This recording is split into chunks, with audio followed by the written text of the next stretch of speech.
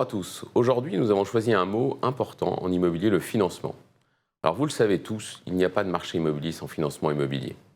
Le financement peut être un crédit hypothécaire, peut être un crédit bail, mais l'essentiel du financement immobilier provient d'investisseurs qui achètent des entrepôts pour les louer et percevoir un revenu. Ce marché de l'investissement immobilier a explosé au cours des 15 dernières années. Fin 2022, il était monté à 5 milliards d'euros d'investissement. Il faut comparer ce chiffre avec les 10 milliards d'euros investis dans l'immobilier de bureau. Ça montre à quel point les actifs logistiques sont devenus des actifs très attractifs pour les investisseurs immobiliers. Alors quel est le lien entre l'investissement et puis le loyer que payent les occupants? C'est un lien direct. Ce lien s'opère par le taux de capitalisation. Le taux de capitalisation, c'est une règle de 3, c'est un principe assez simple. C'est le loyer divisé par la valeur de l'immeuble. C'est ça qui donne le taux de capitalisation. C'est aussi la valeur que va appréhender un investisseur pour comparer des actifs immobiliers en France et dans d'autres pays.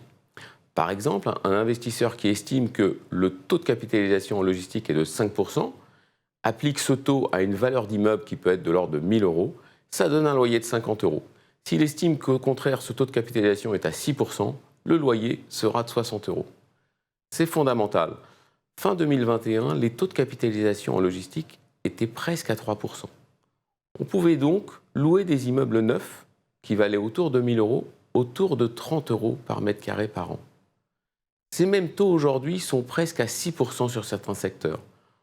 On arrive donc à des loyers qui passent les 60 euros sur toujours des immeubles neufs à développer sur certains secteurs, avec une augmentation donc très forte en 2 ans. C'est donc assez paradoxal de voir que la crise que nous traversons entraîne une hausse inédite des loyers en immobilier logistique. Alors que va-t-il se passer en 2024 ? En 2024, plusieurs facteurs. 1. Le ralentissement sans doute économique va entraîner une augmentation du nombre d'immeubles disponibles. Les immeubles disponibles vont mettre une petite tension et sans doute faire baisser les loyers des bâtiments existants. Deuxièmement, les coûts de construction, qui ont beaucoup augmenté au cours des 3 dernières années, vont sans doute décroître. Et comme ils composent une partie du coût des immeubles, ils vont sans doute entraîner également une petite baisse de loyer. Et enfin, certains analystes estiment qu'en fin d'année, il y aura une baisse des taux. Donc la combinaison de cette baisse des taux, de la baisse des coûts de construction et de l'augmentation du taux de vacances du parc existant pourrait faire que l'année 2024 soit une année de consolidation ou de baisse relative des loyers. En revanche, ce que nous pensons, c'est que dès 2025, la raréfaction des immeubles logistiques, la raréfaction des fonciers logistiques et les conditions de financement vont de nouveau entraîner une hausse des loyers, cette fois-ci durable. Donc le financement immobilier, c'est fondamental. Il y a plein de méthodes pour en parler, il y a plein de méthodes pour l'appréhender. Parlons-en.